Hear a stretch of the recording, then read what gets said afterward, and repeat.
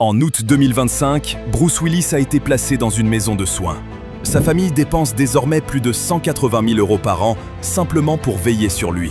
L'homme dont la voix faisait trembler les salles de cinéma peine aujourd'hui à articuler la phrase la plus simple. Mais le véritable drame va bien au-delà. Sa femme a d'abord cru que son silence n'était qu'une distance, sans imaginer qu'une maladie le dévorait en secret depuis des années. Ce que sa famille a découvert va vous briser le cœur. Les épreuves qui ont forgé le jeune Bruce Willis. Bruce Willis est né le 19 mars 1955 à Idar-Oberstein, une petite ville de ce qui était alors l'Allemagne de l'Ouest. Sa mère, Marlene, était allemande, originaire de Kassel, et son père, David, était un jeune soldat américain encore stationné en Europe après la Seconde Guerre mondiale. Les premiers jours de Bruce se sont déroulés dans la brume de l'après-guerre. Mais son enfance n'est pas restée européenne bien longtemps. En 1957, David quitte l'armée et la famille Willis fait ses valises pour traverser l'Atlantique. Il s'installe à Carneys Point, dans le New Jersey, une petite ville ouvrière où l'acier et la sueur rythmaient le quotidien. Marlene décroche un emploi stable à la banque, tandis que David travaille comme soudeur et mécanicien. Bruce grandit entre deux mondes, les racines allemandes de sa mère et la ténacité américaine de son père. Il apprend deux langues, deux cultures et découvre très tôt ce que signifie se débrouiller avec peu. L'école, en revanche, n'a pas été tendre. Enfant, Bruce développe un fort bégaiement.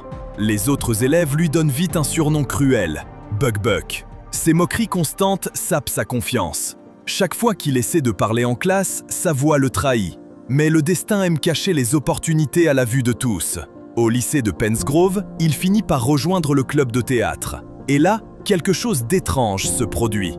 Dès qu'il entre dans un rôle, le bégaiement disparaît. Les mots sortent clairs, fluides, comme s'il n'avait attendu que ce moment. Pour la première fois, il ressent la puissance d'être entendu. Cette découverte le transforme. Il se lance à fond dans les pièces de l'école, passe toutes les auditions et se forge une nouvelle identité. Quand il obtient son diplôme en 1973, Bruce n'est plus le gamin timide qu'on appelait Bug Buck. Il est devenu président du conseil des élèves, populaire sur le campus, et un adolescent qui a trouvé sa voie sous les projecteurs du théâtre du lycée. Ce petit théâtre de province ne s'était pas contenté de divertir. Il lui avait ouvert une voie.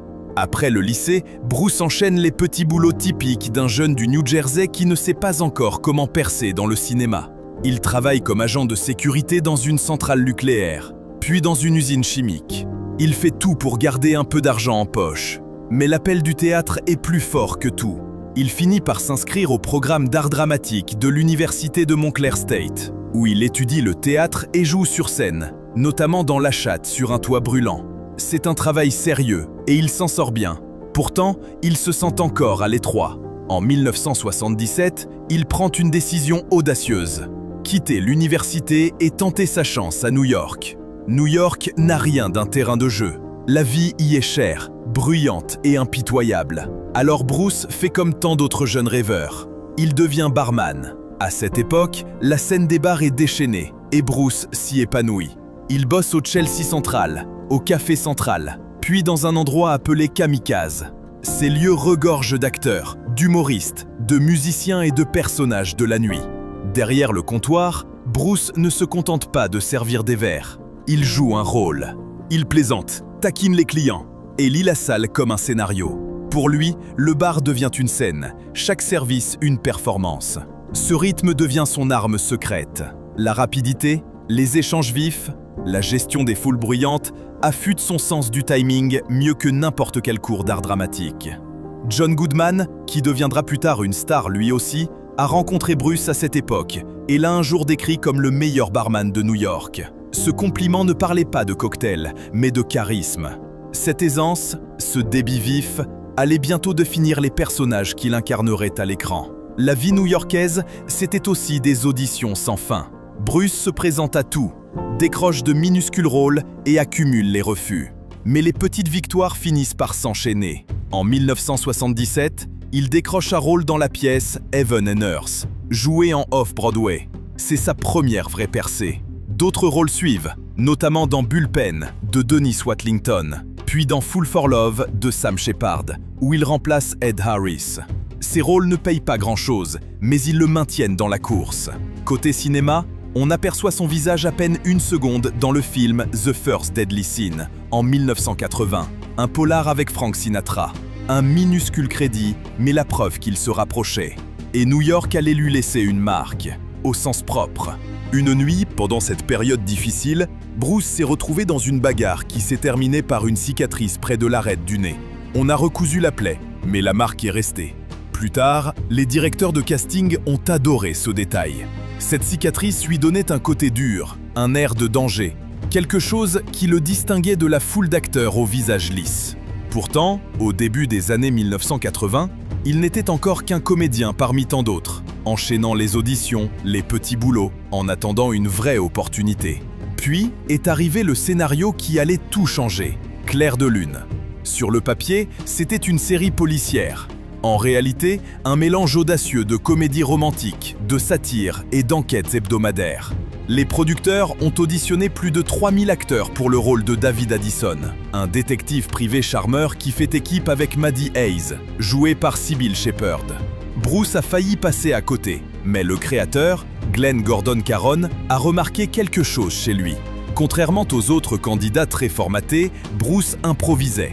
Il taquinait l'équipe du casting, jouait avec les répliques au lieu de simplement les lire.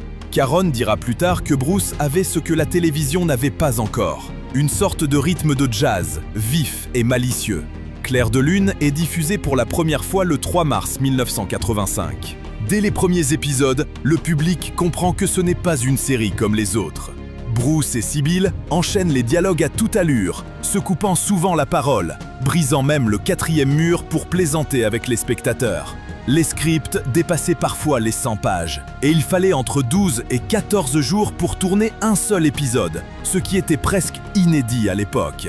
La production était coûteuse, chaotique, imprévisible, mais électrisante. Des épisodes comme The Dream Sequence Always Rings Twice, tournés entièrement en noir et blanc, ont prouvé à quel point la série osait repousser les limites. Le pari a porté ses fruits. La complicité entre Maddie et David a captivé les téléspectateurs.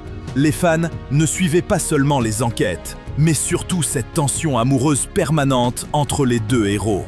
Leur relation, entre attirance et affrontement, est devenue l'une des intrigues préférées du petit écran. En coulisses, cette alchimie se transformait parfois en dispute, mais dès que la caméra tournait, la magie opérait. La série a reçu 41 nominations aux Emmy Awards et en a remporté 6. En 1987, Bruce décroche l'Emmy du meilleur acteur dans une série dramatique. La même année, il remporte aussi un Golden Globe du meilleur acteur dans une série télévisée. Pour un garçon autrefois moqué à cause de son bégaiement, ces trophées avaient un goût de miracle. En pleine gloire télévisée, Bruce tente quelque chose d'inattendu, la musique. En 1987, il sort un album intitulé The Return of Bruno, accompagné d'un faux documentaire diffusé sur HBO. Le ton est léger, teinté de rhythm and blues, drôle et décalé. Le single principal, Respect Yourself, atteint le top 5 du Billboard Hot 100. Une autre chanson, Under the Boardwalk, fait un flop aux États-Unis, mais cartonne au Royaume-Uni, où elle atteint la 2e place et devient l'un des plus gros succès de l'année. L'album est certifié disque d'or en Amérique. Les critiques ne savaient pas trop quoi en penser, mais les chiffres parlaient d'eux-mêmes. Bruce Willis, star de la télévision, était aussi un musicien à succès. Hollywood, cependant, restait prudent. Ce comédien de télé pouvait-il vraiment porter un grand film au cinéma? Les studios n'en étaient pas sûrs, mais leurs doutes n'allaient pas durer. Les choix audacieux qui ont fait de Bruce Willis une icône. Quand Bruce Willis a mis les pieds pour la première fois sur le plateau d'un immeuble de bureau à Los Angeles à la fin des années 1980, personne ne pensait qu'il était le choix évident pour jouer dans un film d'action. Le rôle qu'il s'apprêtait à incarner, celui de John McClane dans Piège de cristal, avait déjà été proposé aux géants bodybuildés de l'époque. Le studio était même lié par un vieux contrat étrange qui l'obligeait à l'offrir d'abord à Frank Sinatra. Pourquoi Sinatra ? Parce que l'histoire venait d'un roman qui servait de suite au film The Detective, tourné par Sinatra en 1968. Mais à 70 ans, il a évidemment refusé. Après cela, les producteurs ont tenté leur chance avec Arnold Schwarzenegger et Sylvester Stallone, les rois du muscle et du chaos à Hollywood. Tous deux ont décliné, Alors, au final, les dirigeants se sont tournés vers un acteur de télévision grande gueule, surtout connu pour Clair de Lune. C'était un pari fou. Ils ont offert à Bruce Willis 5 millions de dollars, une somme totalement inédite pour un acteur qui n'avait jamais porté un film de cette ampleur. Dans tout Hollywood, on se demandait si le studio n'avait pas perdu la tête. 5 millions pour le gars de Clair de Lune, ça paraissait insensé. Et pourtant, ce pari allait bouleverser le cinéma. L'immeuble où le film a été tourné est devenu aussi célèbre que le personnage principal. Le Fox Plaza, à Century City, une vraie tour de verre et d'acier, servait de décor au Nakatomi Plaza, où le personnage de Bruce, John McClane, allait se battre, saigner et ramper dans les conduits d'aération de pièges de cristal. Quand le film est sorti en salle le 15 juillet 1988, ce fut une véritable surprise. Le film a rapporté environ 140 millions de dollars dans le monde, un succès énorme pour un projet jugé risqué. Mais surtout, il a redéfini le genre du film d'action. Fini les héros invincibles qui abattaient des armées sans une égratignure. Désormais, le public découvrait un nouveau type de héros. Un homme ordinaire, piégé dans une tour, désarmé, pieds nus, en sang, mais trop têtu pour abandonner. Le film n'a pas seulement relancé sa carrière, il lui a aussi laissé des cicatrices, au sens propre. Des années plus tard, Bruce a reconnu que les détonations incessantes sur le plateau lui avaient causé une perte auditive permanente à l'oreille gauche. À l'époque, il avait continué à tourner sans rien dire pour ne pas ralentir le tournage. Mais longtemps après que la poussière soit retombée, les séquelles, elles, sont restées. Devenu une star, Bruce a commencé à prendre des décisions financières audacieuses. Il a accepté de prêter sa voix à un bébé sarcastique dans « Allô maman, ici bébé », un rôle que beaucoup d'acteurs de son niveau auraient sans doute refusé. Ça paraissait anodin, quelques jours d'enregistrement en studio. Mais Bruce a été malin. Plutôt qu'un cachet fixe, il a négocié un pourcentage des recettes du film. Ce choix s'est révélé payant. Selon les estimations de l'époque, il aurait empoché près de 10 millions de dollars pour seulement 3 ou 4 jours de travail, car le film a explosé au box-office, rapportant environ 297 millions dans le monde. Il a renouvelé le coup pour la suite, avec le même type d'accord. En dehors des plateaux, sa vie allait tout aussi vite. En 1987, Bruce rencontre Demi Moore. Et dès le mois de novembre, il se marie à Las Vegas, avec nul autre que Little Richard comme officiant. Leur union devient aussitôt un rêve pour la presse people. Deux immenses stars, au sommet de leur gloire. Au fil des années, ils fondent une famille. Leur première fille, Rumeur, naît en 1988.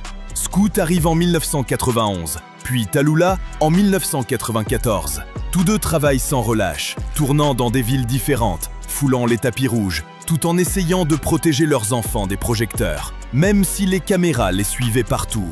En 1998, leur mariage finit par céder sous la pression. Et en 2000, leur divorce est officiellement prononcé. Selon les médias, Bruce aurait versé près de 90 millions de dollars à Demi Moore dans le cadre du règlement. Pourtant, tous deux affirment publiquement que leurs filles passeront avant tout. Et malgré la séparation, ils tiendront parole. Leur coparentalité deviendra presque légendaire à Hollywood. Un rare exemple de deux stars qui prouve que la famille passe vraiment avant tout. À l'écran, Bruce refuse de rester enfermé dans le rôle du héros d'action plein de réparties. Son premier virage arrive en 1989 avec Retour au pays, où il joue un vétéran du Vietnam hanté par ses souvenirs, vivant dans une petite ville du Kentucky. Il met de côté son sourire en coin et son assurance pour livrer une interprétation tout en retenue, marquée par les silences et les regards.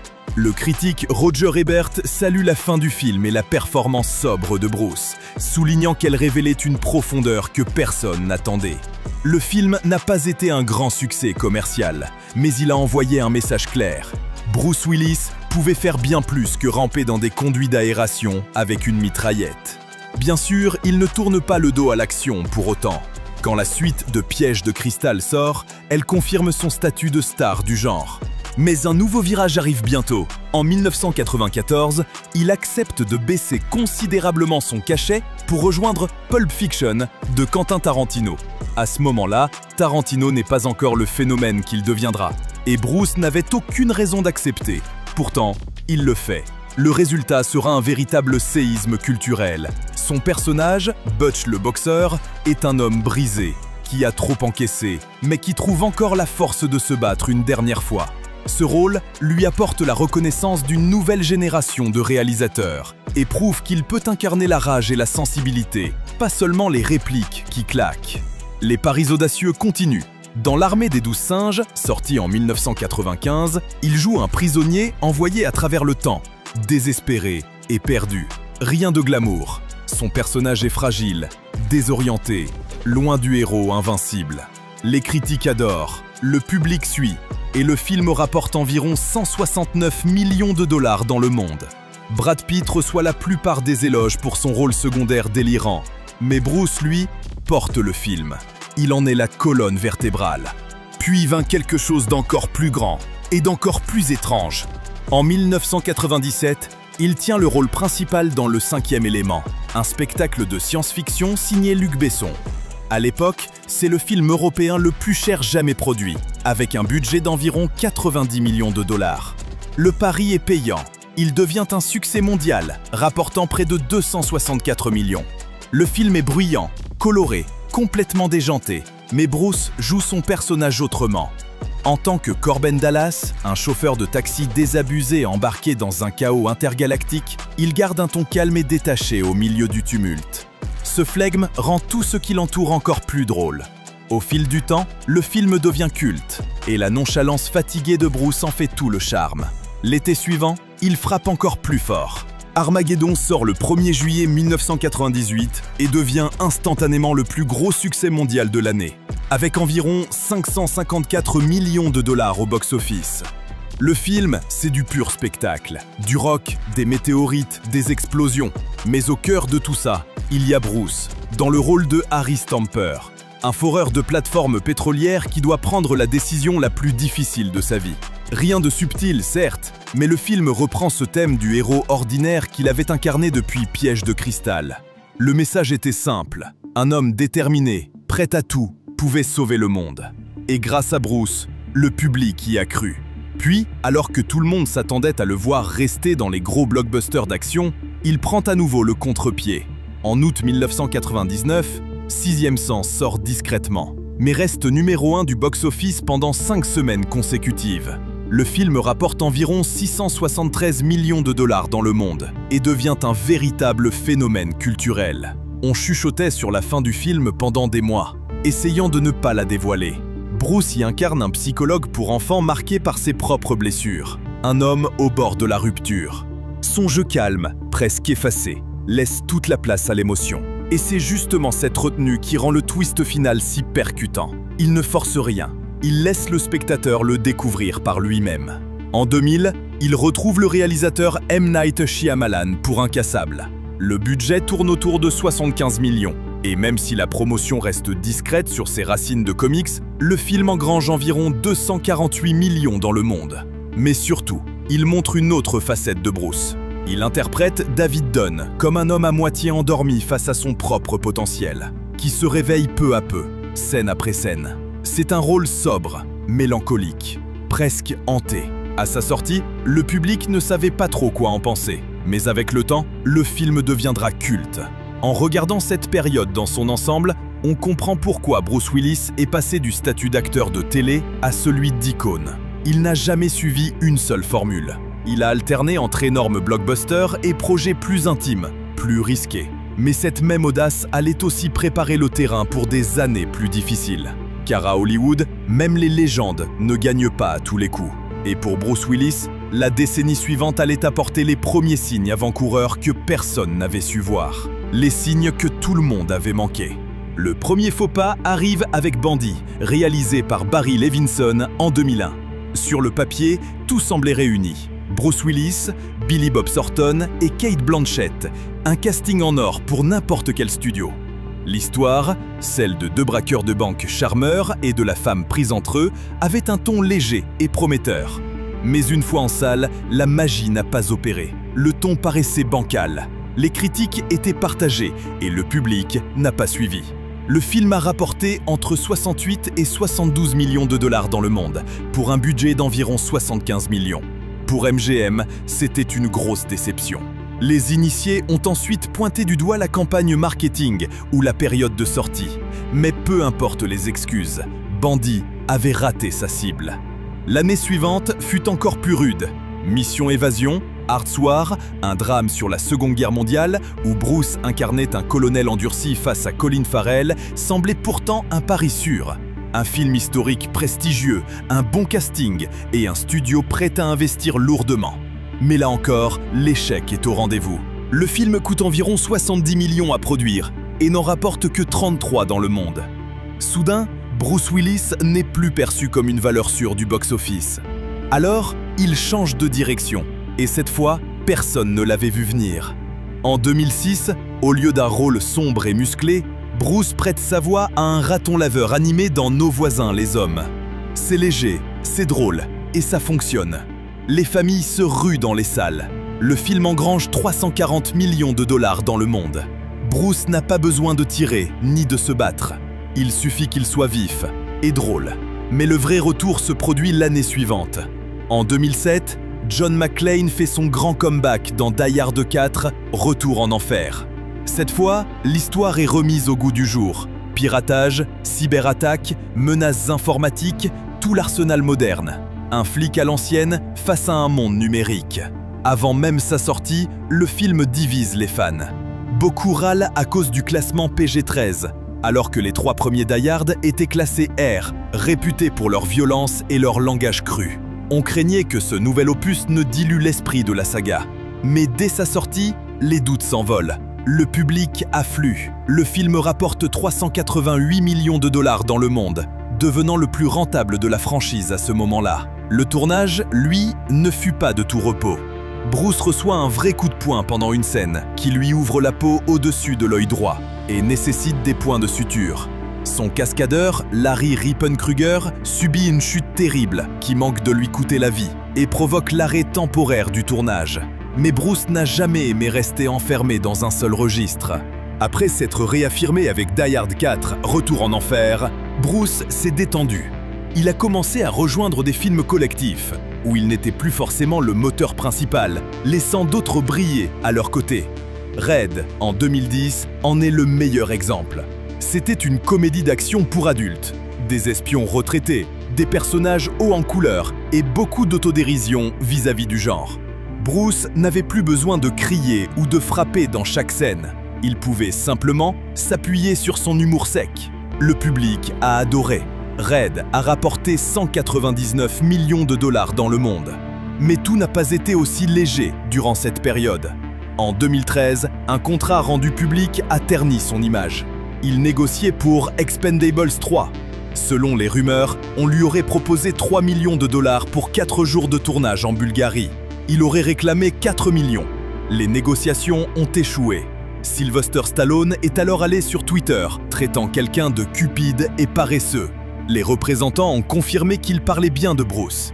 En quelques heures, Harrison Ford est annoncé comme remplaçant. Ce genre de clash hollywoodien fait beaucoup de bruit, puis s'éteint vite. Mais celui-là a laissé des traces. Pendant des années, Bruce avait été perçu comme le rebelle charmeur, un dur à cuire fiable malgré tout.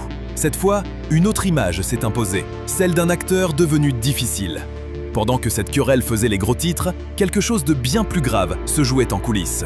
Au milieu des années 2010, une vague de thrillers à petit budget commence à envahir le marché. Bruce y participe souvent quelques jours, tourne quelques scènes, puis laisse les jeunes acteurs assurer le reste. The Prince, sorti en 2014, passe presque inaperçu. Vice, en 2015, partait d'une idée accrocheuse, un parc futuriste où les gens pouvaient vivre leurs fantasmes avec des androïdes. Mais c'est un échec total. Les critiques l'ont descendu, le public l'a ignoré et Bruce semblait absent. D'autres films du même genre suivent, souvent produits par les mêmes sociétés, spécialisées dans les thrillers à petit budget destinés au streaming ou à la VOD. Au début, on y voit un acteur acharné, enchaînant les tournages. Mais plus tard, certains commencent à se poser des questions. Les équipes sur les plateaux avaient déjà remarqué les signes de fatigue. En 2022, des enquêtes révèlent la vérité au grand jour. Les scénarios étaient raccourcis pour réduire ses répliques. Il portait parfois une oreillette pour qu'on lui souffle son texte en direct pendant le tournage. Les doublures réalisaient la plupart des scènes d'action. Les plannings étaient aménagés pour qu'il puisse terminer ses scènes en seulement 2 ou 3 jours. Un article du Los Angeles Times raconte une nuit de tournage où Bruce avait du mal à suivre les indications de l'oreillette, obligeant les techniciens à le guider physiquement. Un autre témoignage citait près d'une vingtaine de personnes ayant travaillé avec lui, toutes inquiètes pour sa santé. Même une organisation humoristique qui parodiait autrefois ses nombreux films à petit budget a fini par retirer ses blagues après l'annonce officielle de sa maladie par sa famille. Ce tableau complet a tout éclairé. Il ne s'agissait pas d'argent, ni de mauvais choix de carrière. Si son travail avait changé, c'est parce que, dans l'ombre, sa santé déclinait. La réalité déchirante de Bruce Willis et de sa famille. Bruce Willis a passé toute sa vie d'adulte à construire autour de la famille. Et quand les épreuves sont arrivées, on a vu à quel point ce cercle était solide. En 2009, il épouse Emma Heming. 10 ans plus tard, ils retournent sur la même plage aux îles Turques et Caïques pour renouveler leurs vœux. Ce n'était pas une mise en scène pour les paparazzi ou un magazine People, mais un vrai moment de famille. Leurs 5 filles étaient là. Rumeur, Scout et Tallulah applaudissaient leur père aux côtés des 2 plus jeunes, Mabel et Evelyn. Ce n'était pas un spectacle hollywoodien, mais une promesse. Quelle que soit la suite, ils affronteraient tout ensemble. Cette promesse a été mise à l'épreuve très vite. Pendant le premier confinement de 2020, toute la famille recomposée s'est installée dans l'Idaho. Ils partageaient des photos en pyjama, des vidéos de danse, des instants simples du quotidien. 2 ans plus tard, leur histoire a pris un tournant douloureux. En mars 2022, la famille annonce publiquement que Bruce se retire du cinéma. La raison, il souffre d'aphasie. Pour ceux qui ne connaissent pas, l'aphasie ne veut pas dire qu'on perd la mémoire ou l'intelligence. C'est le câblage du cerveau lié au langage qui se dérègle. Imaginez le tableau de commande mentale qui permettait à Bruce de lancer ses répliques les plus percutantes à Hollywood. Tout à coup, ce tableau commence à disjoncter. Les phrases, autrefois fluides et rapides, deviennent confuses, difficiles à terminer. Pour un homme dont la carrière reposait sur le timing et la justesse des mots, c'était dévastateur. La famille n'a pas fait cette annonce pour susciter la pitié, mais pour expliquer, pour donner du contexte aux fans et aux collègues qui avaient remarqué le changement. Pour dire simplement, il a arrêté de travailler parce que les mots ont cessé de venir. Au fil des mois, le diagnostic s'est précisé. En février 2023, les médecins confirment qu'il ne s'agit pas seulement d'aphasie, mais de démence frontotemporale, ou FTD. Pour beaucoup, ce mot « démence » évoque la perte de mémoire liée à la vieillesse. Mais la FTD est différente. Elle apparaît souvent plus tôt et peut toucher le comportement, les mouvements ou le langage. Dans le cas de Bruce, c'est la forme liée au langage, appelée aphasie progressive primaire, ou PPA. Cette forme ronge peu à peu la capacité à parler, lire, écrire ou comprendre. Les proches décrivent cela comme la marée qui se retire. Certains jours semblent presque normaux, d'autres emportent tout, révélant ce qui a disparu. Mais la marée, elle, ne revient jamais. Emma Heming a affronté tout cela de face. En août 2025, elle s'est assise face à ABC et a parlé sans détour. « Le langage s'en va », a-t-elle dit. Pas d'euphémisme, pas de faux espoirs. Mais elle a aussi expliqué comment la famille avait trouvé de nouvelles façons de communiquer. Plus de contact, plus de regards, moins de mots. Elle a reconnu que le chagrin était bien réel, mais qu'il fallait aussi être pragmatique. La vie devait être réorganisée pour que les filles puissent continuer à vivre leur enfance. Cela a signifié installer Bruce dans une seconde maison, tout près, pensée pour le calme et la sécurité, avec une équipe présente jour et nuit. Ce dispositif lui offrait protection et stabilité, tout en restant assez proche pour partager les petits moments du quotidien. Les petits déjeuners, les dîners, les routines familiales. Il ne s'agissait pas de l'éloigner, mais de le garder présent, sans le chaos. Bien sûr, ce genre de décision attire toujours les jugements des internautes. Les réseaux sociaux ont toujours leur avis sur la façon dont les célébrités devraient vivre. Emma, elle, a tranché court.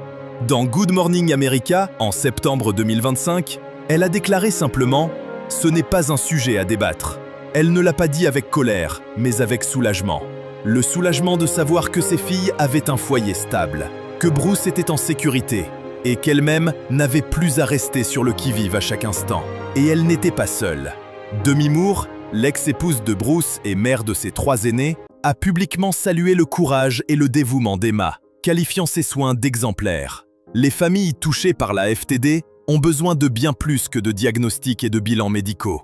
Elles ont besoin d'unité. Demi et Emma avaient élevé leurs enfants dans 2 foyers différents pendant des années. Désormais, elles unissaient leurs forces autour de l'homme qu'elles aimaient toutes deux, chacune à sa manière. Emma, elle, a transformé son rôle d'aidante en véritable engagement. Elle s'est associée à des organisations dédiées à l'éducation sur la FTD et au soutien des aidants. En septembre 2025, elle a publié un livre intitulé « The Unexpected Journey – Finding Strength, Hope and Yourself on the Caregiving Path ». Ce n'était pas un livre de stars plein de jolies phrases, mais un guide concret, tiré de son expérience. Comment gérer les neurologues, la sécurité, la communication qui se brise et le défi d'élever des enfants tout en s'occupant d'un proche à plein temps. Son message, répété dans chaque interview, est resté simple. Demandez de l'aide, acceptez l'aide et ignorez le bruit d'Internet. Alors, à quoi ressemble la connexion avec Bruce aujourd'hui? Elle est plus petite, plus calme, mais souvent plus lumineuse qu'on ne le croirait. La musique, par exemple, peut encore l'atteindre, car la mémoire musicale reste souvent intacte, même quand le langage s'efface. Les proches de personnes atteintes de démence racontent comment une chanson familière peut ranimer une étincelle quand les mots ne suffisent plus. Chez Bruce, sa famille parle du changement dans son visage quand la musique commence. Ses épaules se détendent, son regard s'adoucit. Parfois, son célèbre rire refait surface. Ces instants ne font pas disparaître la maladie, mais ils rappellent que la joie, elle, reste possible. Au quotidien, la vie est rythmée par la routine, la sécurité avant tout, des horaires prévisibles pour éviter l'anxiété. Les choix sont simples. Plutôt que des questions ouvertes, on privilégie les réponses par oui ou non. Les phrases sont courtes, on laisse le temps de répondre. Et le reste passe par le non-verbal. Un geste, un sourire, une main serrée. Les aidants apprennent ces gestes, non pas dans les manuels, mais à force d'essais et d'erreurs. Et ils comptent, car ils apaisent l'atmosphère, facilitant le travail du cerveau de Bruce, autant qu'il le peut encore. Emma a aussi été très claire sur un point. Elle ne laissera pas son rôle d'aidante engloutir l'enfance de ses filles. Ce n'est pas de l'égoïsme, c'est de la survie. Quand Mabel et Evelyn rendent visite à leur père, elles apportent des dessins, des histoires d'école, toute leur énergie d'enfant. Elles n'ont pas à jouer les infirmières, elles peuvent simplement être des filles. C'est ça, le vrai cœur du soin face à la démence. Rencontrer la personne là où elle en est aujourd'hui, sans chercher à la ramener à ce qu'elle était hier. Et c'est ce qui protège les enfants d'un poids trop lourd pour leur âge. N'oubliez pas le pouce en l'air si la vidéo vous a plu. Et surtout, abonnez-vous et activez la cloche des notifications.